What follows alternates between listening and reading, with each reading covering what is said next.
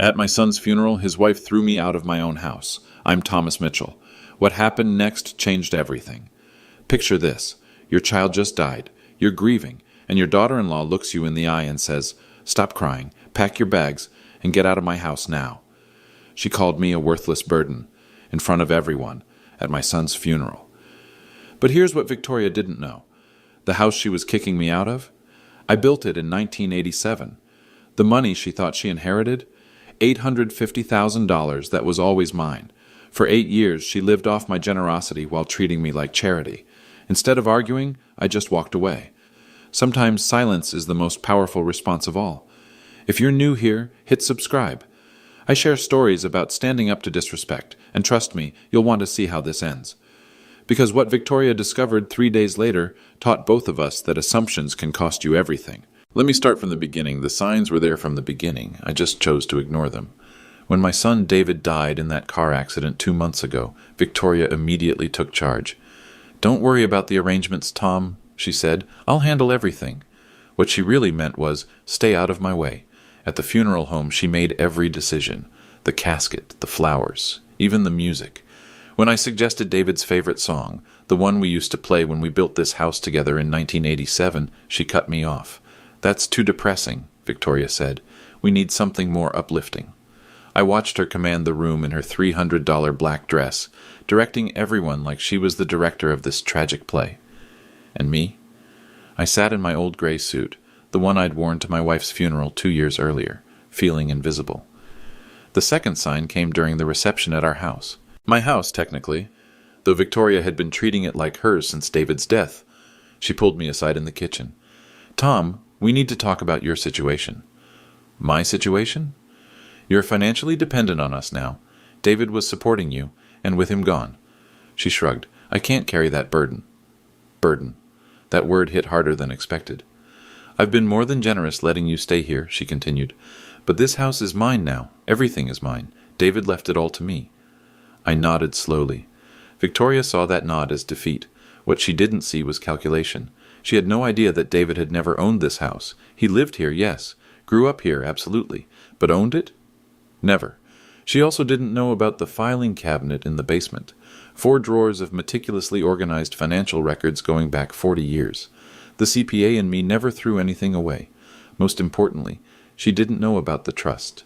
But I'm getting ahead of myself. The funeral guests saw what Victoria wanted them to see. A successful real estate agent taking charge during a family crisis, and an old man who couldn't handle his own affairs. They watched her shake hands and accept condolences like she was the head of the family now. Meanwhile, I sat quietly in David's old recliner, the one I'd bought him for his 16th birthday, and listened to her paint me as the dependent father-in-law. "Tom's having a hard time adjusting," I heard her tell our neighbor Helen Davis. "The poor man doesn't understand finances. David handled everything for him." Helen shot me a sympathetic look. She'd known me for 37 years, since the day I broke ground on this lot. But even she seemed to believe Victoria's version of reality. That's when I realized something important. People see what they expect to see. Victoria expected to see a grieving widower who couldn't manage on his own. So that's what she saw. The old Honda Civic I drove instead of something flashy. The simple clothes I wore instead of expensive suits. The quiet way I handled my grief instead of making a show of it. She mistook humility for helplessness, quiet for weak, generous for desperate. It was an understandable mistake. I'd spent 2 years since my wife Margaret's death living simply. No need for expensive toys or status symbols when you're learning to live alone. David understood that. He respected my choice to downsize my lifestyle. But Victoria? She measured worth by appearance, by volume, by who controlled the conversation. She was about to learn that the most dangerous person in any room is the one who doesn't need to prove anything. As the last guests left that Tuesday evening, Victoria cornered me by the front door. "I meant what I said, Tom. This arrangement isn't working anymore." I looked around the living room I'd painted 3 times over the decades. The hardwood floors I'd installed by hand. The crown molding I'd measured and cut with David when he was 12. "I understand," I said quietly, but Victoria had no idea what I understood, and she definitely had no idea what was coming next. Wednesday morning brought clarity and coffee in equal measure. I sat at my kitchen table, the one Margaret and I had bought at a garage sale in 1986, and made a list. Not of what I was losing, but of what Victoria thought she was gaining. The house, 2,400 square feet of memories on Maple Street in suburban Cleveland. Current market value, according to Victoria's own real estate expertise, $420,000. The life insurance, David's policy through his engineering firm, $150,000. Victoria had already started spending that money in her head. The furniture, everything from Margaret's antique china cabinet to David's collection of engineering textbooks, not valuable to others but priceless to me. My dignity, watching Victoria parade around like she'd inherited a kingdom when she'd actually inherited nothing at all. But here's what really bothered me. It wasn't the money or even the house. It was the erasure. Victoria was systematically removing every trace of the life Margaret and I had built here. She'd already boxed up Margaret's photos from the mantel. David's childhood drawings were gone from the refrigerator. Even my old CPA certificates had disappeared from the den wall. "I'm redecorating," she explained when I asked about Margaret's photos. "David always said this place needed updating." Updating, as if 40 years of memories were outdated software. She gave me 30 days. 30 days to find somewhere else to live on what she assumed was Social Security and nothing else. 30 days to pack up 4 decades and pretend it never happened.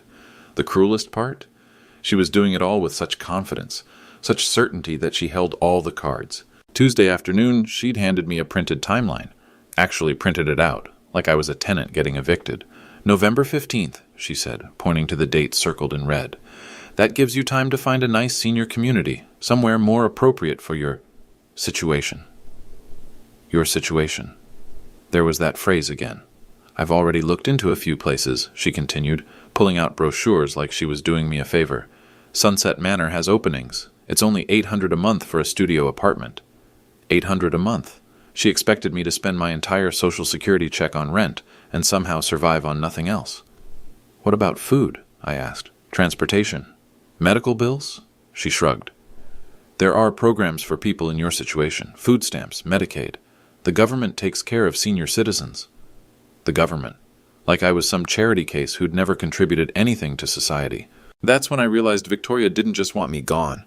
She wanted me grateful for the opportunity to leave. She wanted me to thank her for 30 days instead of 0, to appreciate her generosity in not calling the police to have me removed immediately, to accept that this was simply how things worked now that David was gone. But Wednesday morning, sitting with my coffee and my list, I had a different realization. Victoria had made one critical assumption, that David owned everything she was claiming. She'd been married to him for 8 years. She'd lived in this house for 8 years. She'd probably never seen a deed or a mortgage statement or any document that proved ownership of anything. Why would she? David handled the finances, just like his mother and I had taught him. The man takes care of the money. Old-fashioned maybe, but it worked for us. Except David had never actually handled my finances. He'd helped me around the house, sure. Brought groceries when I needed them. Drove me to doctor appointments after Margaret died. But the money? The investments? The property? That was always mine to manage. Victoria saw David's helpfulness and assumed dependency. She saw my gratitude and assumed obligation. She saw 2 years of quiet grief and assumed defeat. If I said nothing, if I just packed my bags and shuffled off to Sunset Manor like a good little senior citizen, what message would that send? That bullies win. That volume beats truth. That if you're loud enough and confident enough, you can rewrite history and steal someone's life. That respect is optional when you're dealing with old people. That my 40 years of marriage to Margaret meant nothing. That the house we built together was just bricks and wood. That the son we raised here could be forgotten as easily as photos removed from a mantel. The stakes weren't just financial. They were existential. But I had something Victoria didn't know about. Something that would change everything. I just needed to find the right moment to use it. And that moment was coming sooner than she thought. Thursday morning, Victoria let herself into my house with David's key. I was having breakfast when I heard the front door open. No knock. No good morning. She walked in like she owned the place, which, in her mind, she did. "Tom, we need to talk," she announced, marching into the kitchen with a manila folder under her arm. "About what?" "Your finances." She sat down across from me without being invited. "I've been thinking about your situation, and I need to understand exactly what David was covering for you." I took a sip of coffee. "Such as?" "The utilities, the property taxes, the insurance." She opened her folder and pulled out a legal pad covered in her handwriting. David never told me the exact amounts, but I need to know so I can budget properly. Budget for what? For taking over those payments, obviously. She looked at me like I was slow. Until you move out, I'll have to cover everything David was covering for you. I set down my coffee cup. And what exactly do you think David was covering? Everything. The mortgage, the taxes, the electric bill. You're on a fixed income, Tom. Social Security doesn't stretch that far. Is that what David told you? Victoria's pen stopped moving. What do you mean? I mean, did David specifically tell you he was paying my bills? He didn't have to tell me. It's obvious. She gestured around the kitchen. How else could you afford to live here? This house is worth over $400,000. And how do you know what it's worth? I'm a real estate agent, Tom. I know property values in this neighborhood. But you've never seen the deed. The question hung in the air like smoke. Victoria's confident expression flickered for just a moment. I don't need to see the deed. David inherited this house when your wife died. Did he? Of course he did. Who else would get it? I stood up slowly and walked to the sink, rinsing my coffee cup with deliberate care. You know, Victoria, you've made a lot of assumptions about my finances. They're not assumptions. They're facts. Really? What other facts do you have? She consulted her legal pad. David told me you never contributed a dime to this house. I turned around. Is that what David told you? Yes. Interesting. Because I built this house in 1987, paid cash for the lot, hired the contractors, supervised every day of construction. Victoria's face tightened. That was 37 years ago. Things change. Some things, not ownership. Look, Tom, I know this is hard for you. Losing David, having to face reality about your financial situation, but denial won't help. What denial? Pretending you're not dependent on family charity. The word charity landed like a slap. I dried my hands on the dish towel, taking my time. Victoria, let me ask you something. What? In 8 years of marriage, did David ever show you a mortgage statement? We kept our finances separate. Did he ever mention making house payments? We didn't discuss every detail of his expenses. Did you ever see him write a check for property taxes? Her silence was answer enough. Here's what I think happened, I said, leaning against the counter. David helped me around the house, picked up groceries, did some yard work, and you assumed that meant he was supporting me financially. Because that's what it looked like. Appearances can be deceiving. Victoria stood up, clearly frustrated. Fine. Show me the deed then. Prove you own this house. I don't have to prove anything to you. Yes, you do, because I'm David's widow and I inherited everything. Did you? Stop answering questions with questions. Stop making assumptions. We stared at each other across the kitchen. Victoria's jaw was tight, her real estate agent composure cracking. You have until November 15th, she said finally. After that, I'm changing the locks. We'll see about that. She gathered her papers and headed for the door. We'll see about what? But I just smiled and started loading the dishwasher. Some conversations are better finished with lawyers present. Friday afternoon, I did something I hadn't done in months. I went down to the basement. The basement had always been my sanctuary. Margaret used to joke that I was like a squirrel down there, storing away every document and receipt like they were acorns for winter. You never know when you'll need proof of something, I'd tell her. She'd roll her eyes and remind me that normal people didn't keep 40 years of bank statements. But I wasn't normal people. I was a CPA who'd learned early that paper trails tell stories, and stories protect you when memories fail or people lie. The filing cabinet stood exactly where I'd left it, 4 drawers of meticulous organization, each drawer labeled by decade, each file folder labeled by category, each document filed chronologically. It was beautiful in its own way. I pulled out the bottom drawer first, 1980s, the decade that changed everything. Inside, I found the folder I was looking for, real estate, 447 Maple Street. Yes, 447. The house number Victoria thought she now owned. The first document was the original land purchase agreement, March 12, 1987. Thomas Mitchell, buyer, $43,000 for the lot. The second document was the construction contract, Mitchell & Sons Building Company. No relation to me, just a coincidence of names. $78,000 for a custom colonial. The third document was the most important, the original deed, recorded March 15, 1987. Owner, Thomas Mitchell, no cosigner, no joint ownership, no mortgage. I'd paid cash for everything. Victoria had no idea, of course. She'd been 4 years old in 1987, probably learning to tie her shoes while I was learning to read blueprints. But there was more in that folder. Much more. Insurance policies, property tax receipts, utility connection agreements, all in my name, all paid by me, all proving continuous ownership for 37 years. David's name appeared nowhere in any of these documents. I pulled out the second drawer. 1990s. More of the same. Property taxes paid annually by Thomas Mitchell. Insurance premiums paid quarterly by Thomas Mitchell. Even the landscaping receipts were in my name. The 2000s drawer told the same story, and the 2010 S, and the most recent file from 2024. But the real surprise was in the very back of the bottom drawer, in a folder labeled Trust Documents. Private. This was the folder Victoria definitely didn't know about. Inside were papers that would change everything, documents that told a story she couldn't imagine. The first paper was a trust agreement, dated June 15, 1985, before David was even born. The Thomas and Margaret Mitchell Family Trust. The second paper was a bank statement from First National Bank of Ohio. Current balance as of October 31, 2024, $853,412. The third paper was a list of trust beneficiaries. David's name was there, yes, but not as an inheritor, as a beneficiary during his lifetime, with specific terms and conditions. Terms and conditions that Victoria had never bothered to ask about. The trust was complicated, the way these things always are. But the basic structure was simple. Margaret and I were the original trustees. After Margaret's death, I became the sole trustee. David received monthly allowances for education, housing assistance, and family support. But ownership?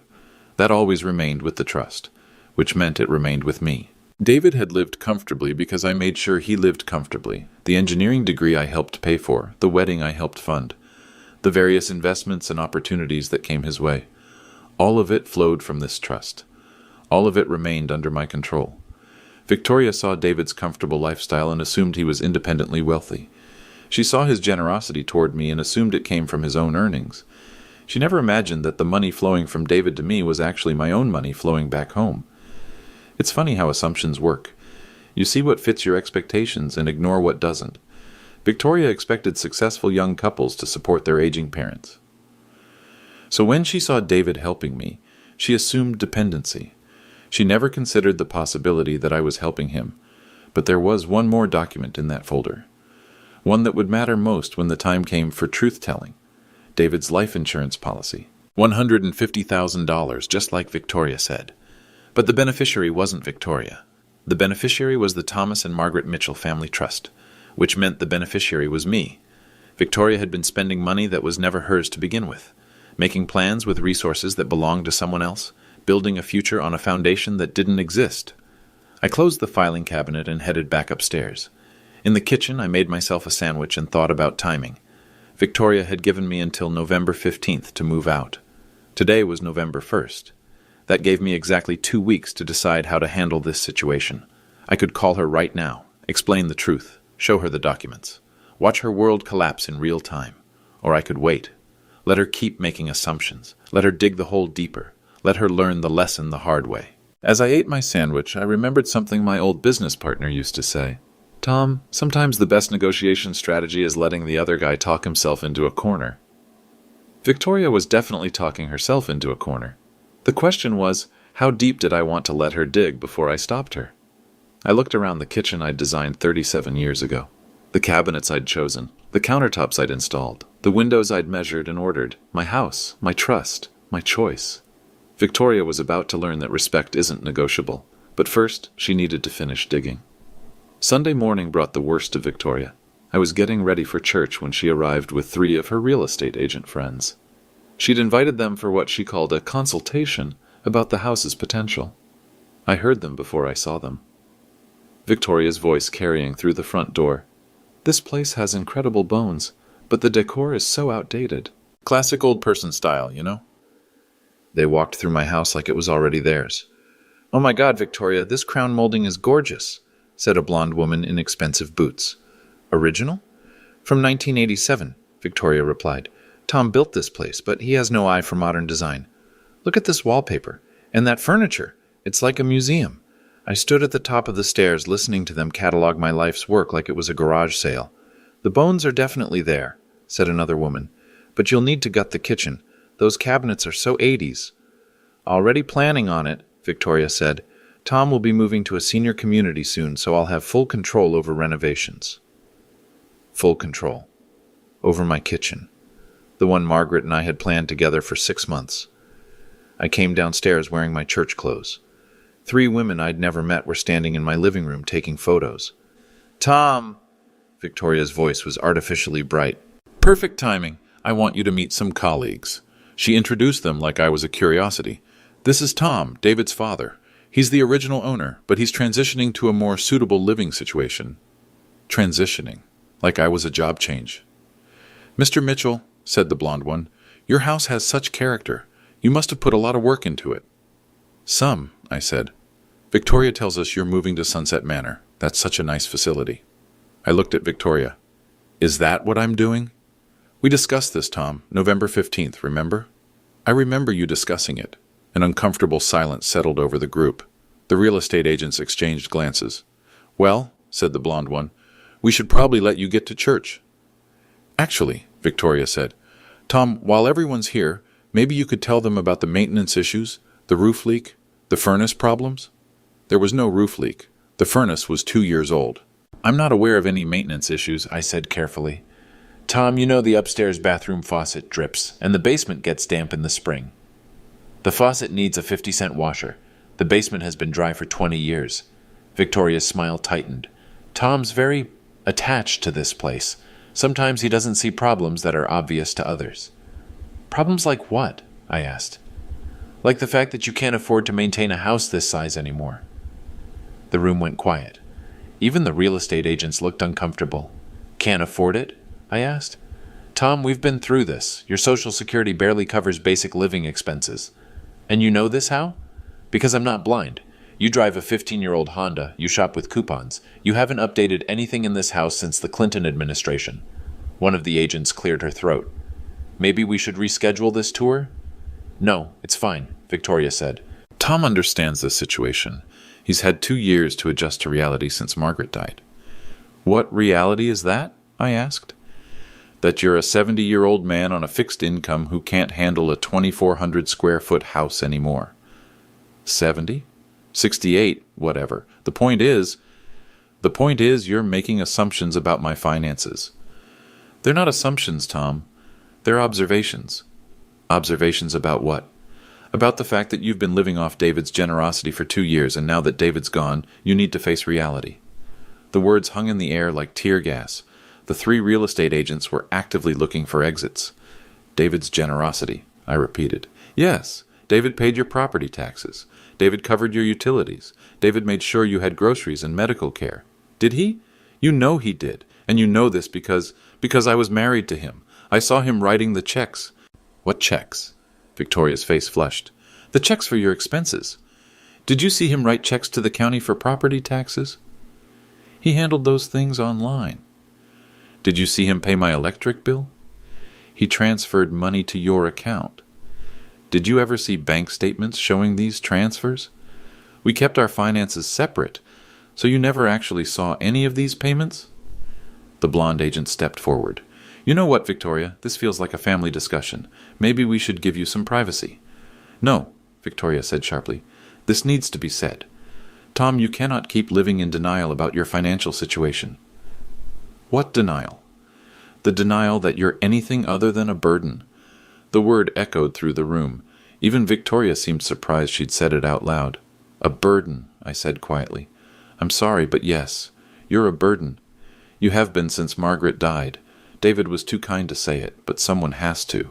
Too kind to say what? That supporting you was bankrupting him. Bankrupting him.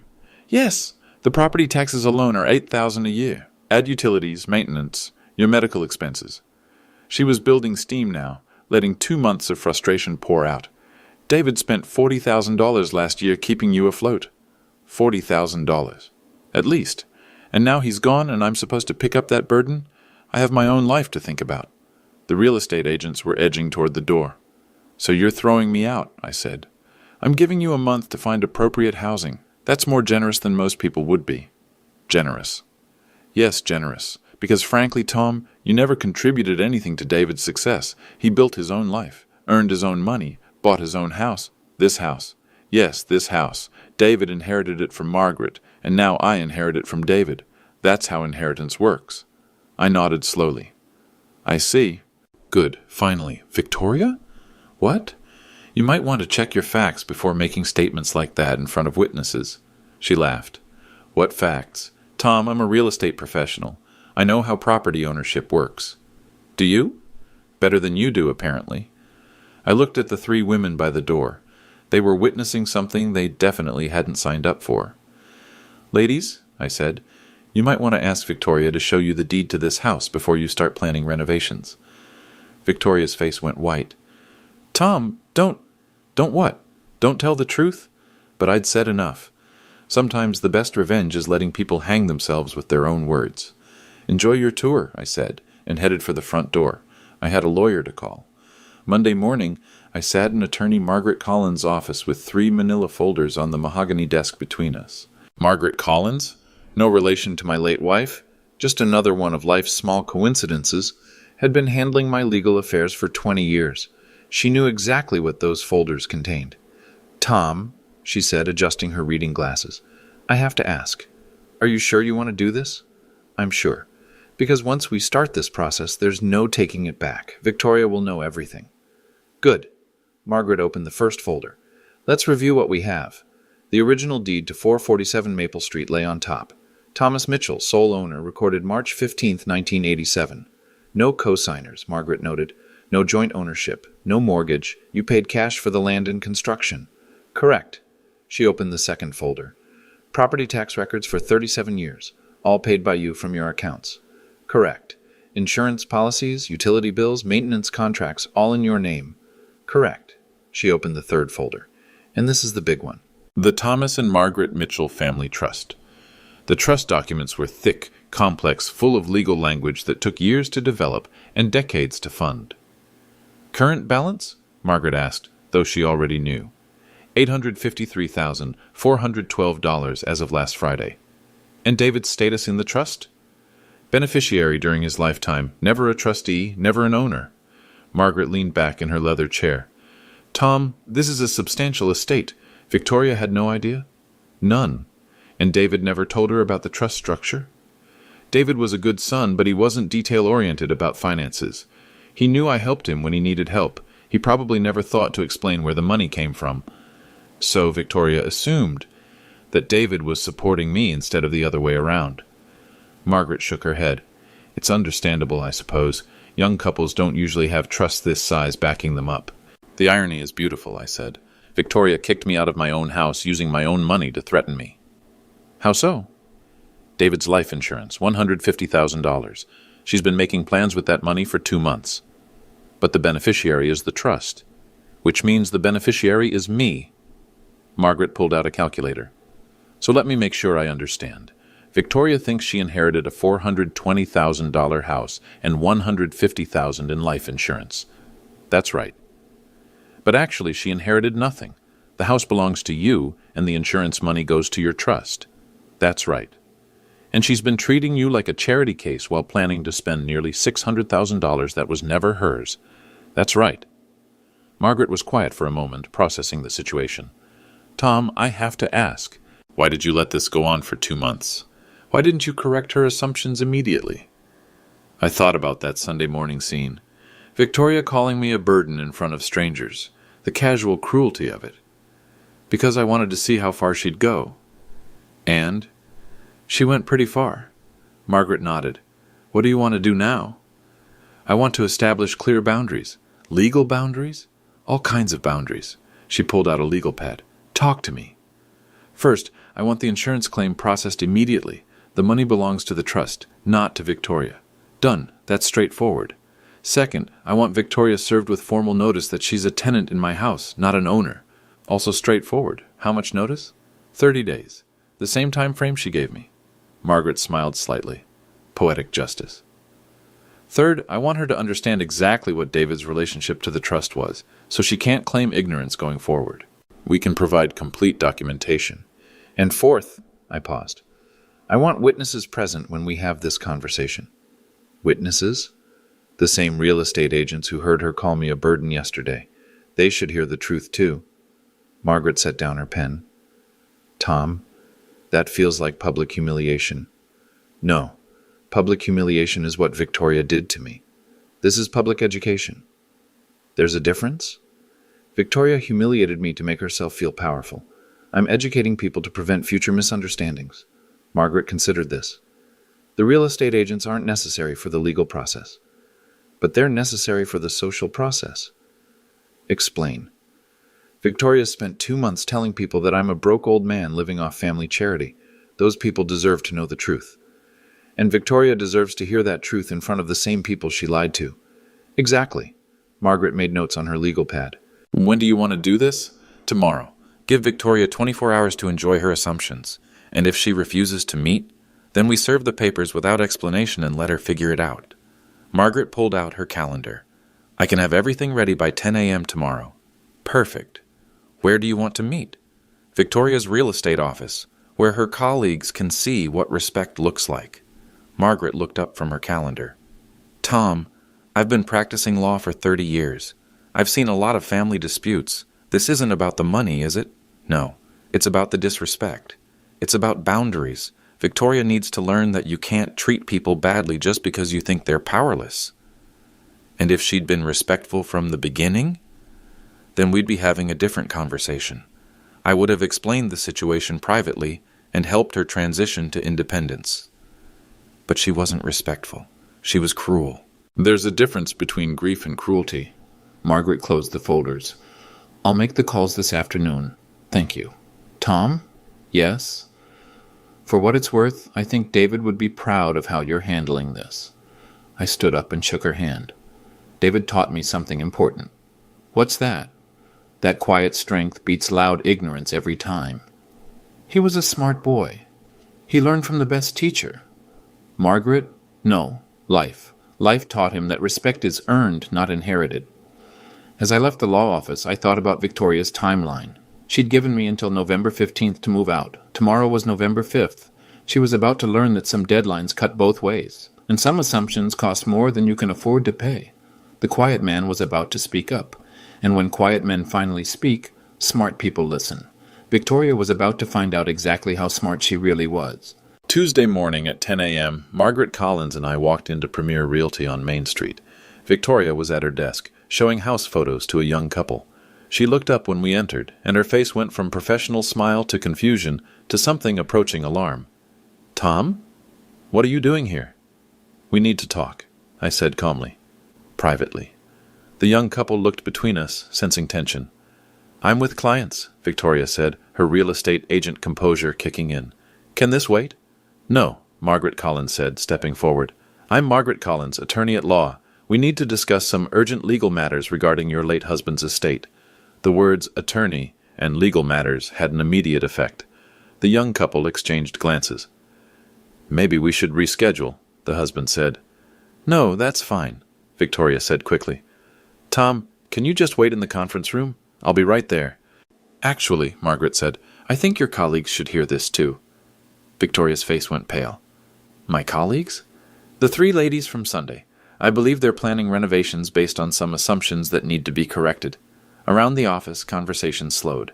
Other agents pretended to work while clearly listening. Tom, what is this about? Victoria's voice had an edge now. It's about the house, I said simply. We already discussed the house. No, you discussed the house. I listened. Victoria's client couple was backing toward the door. We'll definitely call to reschedule, the wife said. Wait, Victoria called after them, but they were already gone. The blonde agent from Sunday, Jessica, I think her name was, approached cautiously. Victoria, is everything okay? Everything's fine, Victoria said tightly. Tom's just having some difficulty accepting his new living situation. Actually, Margaret said, opening her briefcase, Tom's having difficulty accepting his old living situation. What does that mean? Margaret pulled out the first folder. It means we need to clarify some misconceptions about property ownership. There are no misconceptions, Victoria said. I inherited David's house. What house is that? Margaret asked. 447 Maple Street. And you have documentation of this inheritance? David's will left his personal property to you, yes. His car, his clothing, his personal effects, and his house. David didn't own a house. The words dropped into the office like stones into still water. Every conversation stopped. "What do you mean he didn't own a house?" Victoria asked. Margaret opened the folder and pulled out the deed. 447 Maple Street is owned by Thomas Mitchell. Purchased March 15th, 1987. No co-signers, no joint ownership, no mortgage. That's impossible. Here's the deed. Victoria snatched the paper and read it. Her face went from pale to white. "This has to be wrong," she said. "David inherited this house when Margaret died." "Margaret Mitchell owned no property," Margaret Collins said. "Everything was purchased by Thomas Mitchell before their marriage. But David lived there his whole life, as Tom's son, in Tom's house." Jessica and the other agents were drawing closer now, fascinated despite themselves. "I don't understand," Victoria said. "David paid all the bills, the taxes, the utilities, everything." "No," I said quietly. "David helped me around the house. I paid all the bills." "That's not true." Margaret pulled out the second folder. "Property tax records for 37 years, all paid by Thomas Mitchell. Insurance policies," she continued, pulling out papers, "all in Thomas Mitchell's name. Utility bills, bank records, maintenance contracts, all Thomas Mitchell." Victoria stared at the papers like they were written in a foreign language. "This doesn't make sense," she said. "David had money, good money. He was an engineer." "David was comfortable because Tom made sure he was comfortable," Margaret said. "What does that mean?" Margaret pulled out the third folder. "The Thomas and Margaret Mitchell Family Trust. Current balance, $853,412. The office was completely silent now. "David was a beneficiary of the trust during his lifetime," Margaret continued. "Tom provided financial support for David's education, his wedding, his various needs. You're saying Tom was supporting David?" "I'm saying Tom was supporting his son from his own resources." Victoria sank into her desk chair. "But David told me he was helping Tom financially." "David was helping Tom practically. Groceries, rides to appointments, yard work. Tom was helping David financially." "The life insurance," Victoria said suddenly. "David's life insurance, that's mine." Margaret pulled out another paper. "The beneficiary of David's life insurance policy is the Thomas and Margaret Mitchell Family Trust." "No." "Yes." "That money is mine." "That money belongs to Tom." Victoria looked around the office. Every agent was staring at her. The woman who'd been so confident Sunday morning, so certain of her inheritance, so dismissive of the old man's protests. "Tom," she said, her voice small now, "I didn't know. You didn't ask. You could have told me. You could have asked respectfully." Margaret closed the folders. "Victoria, you have 30 days to find alternative housing arrangements." 30 days? The same timeline you gave Tom. "But where will I go?" "That's not Tom's concern anymore," Margaret said. "You're a capable adult with a career. I'm sure you'll figure something out." Victoria looked at me with something I'd never seen from her before. Respect. "Tom, I'm sorry. I made assumptions." "Yes, you did. Can we work something out? Some kind of arrangement?" I considered the question. Around us, the real estate office was perfectly quiet. "Victoria, respect isn't negotiable. It never was. I understand that now. Do you?" "Yes." "Good. That's the first step toward earning it back." Margaret and I headed for the door. "Tom," Victoria called after me. "What happens now?" I turned back. "Now you learn what I've always known." "What's that?" "That quiet people aren't weak people. We're just selective about when we use our voices." And with that, we left. The silence behind us spoke volumes.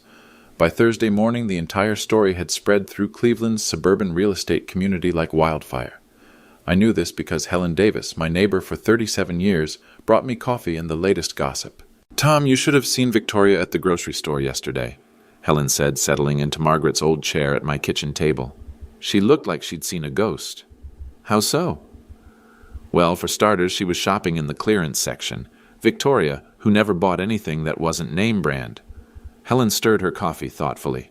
"And she was alone. Usually she's got those real estate friends of hers trailing behind like she's some kind of celebrity. Maybe they were busy. Or maybe they're keeping their distance now that the truth is out." Helen had always been perceptive about social dynamics.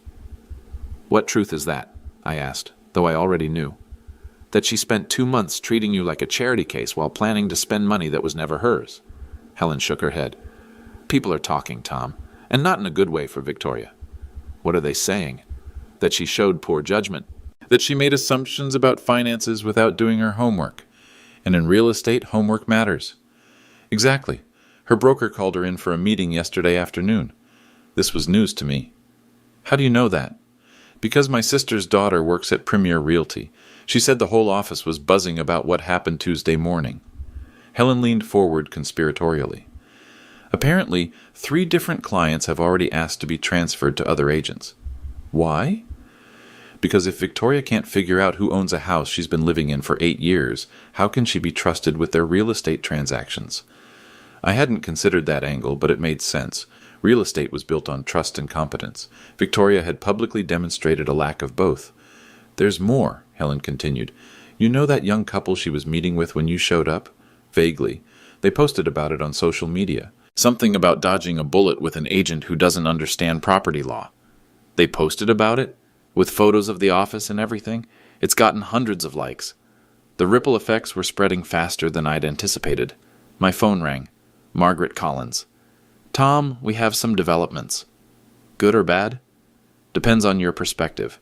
Victoria's attorney called this morning. She hired an attorney? Apparently. He wanted to discuss a settlement.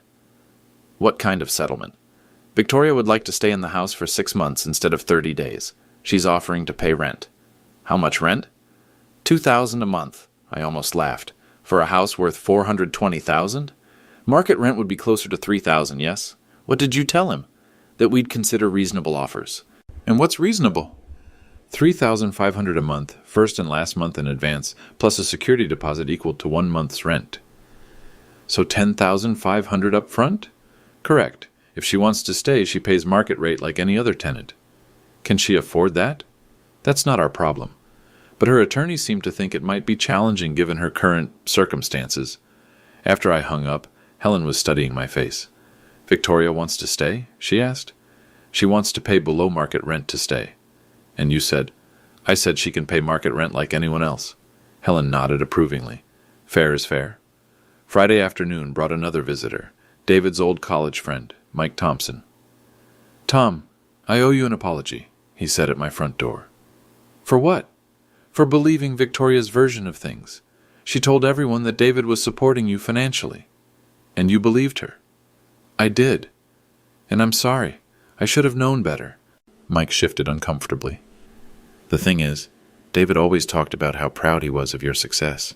How you'd built this house, how you'd managed your investments, how you'd taught him about financial responsibility. So, why did you believe Victoria?